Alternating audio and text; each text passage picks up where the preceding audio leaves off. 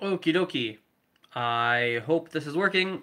I notice sometimes with these live streams, if I do it from my phone, 1 on 10 times, the audio and my lips are not synced. So I'm crossing my fingers and hoping this works out, and that we don't have that audio issue. Otherwise, I'll have to just delete it and figure out why that's happening. I figured out that often a lot of my good rants and a lot of my good like 2, 3, 4, 5 minute videos come from when I'm in a time crunch, meaning like I only have like 3, 4 minutes before something else starts. So currently I literally have 6 minutes till I have an online group lesson starting. So I thought I'd quickly pull out the phone and get a quick little video out and see what happens. I want to talk about breaking stuff down. I think that's a really important thing.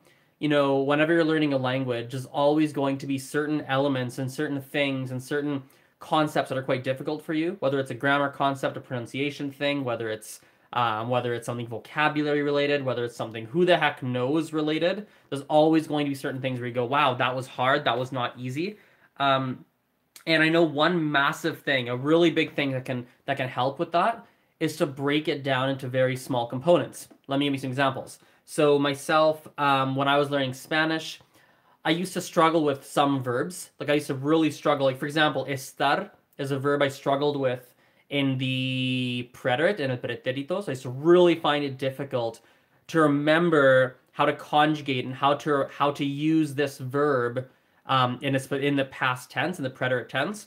So I made a rule for myself for a while just to be like, okay, I'm only going to use it in imperfecto. I'm only going to use that one verb in a different tense that is, in this case, with that verb, kind of sort of similar.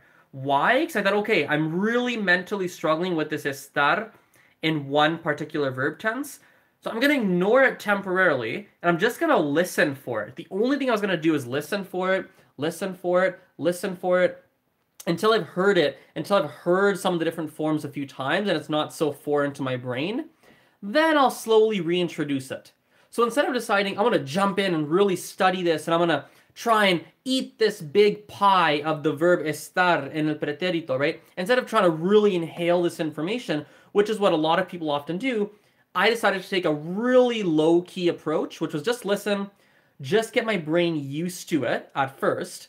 Then, when I'm more used to it, take one step forward. I've done different versions of it. So for pronunciation, sometimes I'll only learn, like I remember French R's were very difficult, so I learned one word at a time. First, I learned croix, then I learned trois, then I learned roi, or no, sorry, then I learned théâtre, right? So one word at a time, each word getting progressively more difficult with that letter R until it felt more comfortable. But instead of trying to do every single R, I just do one at a time.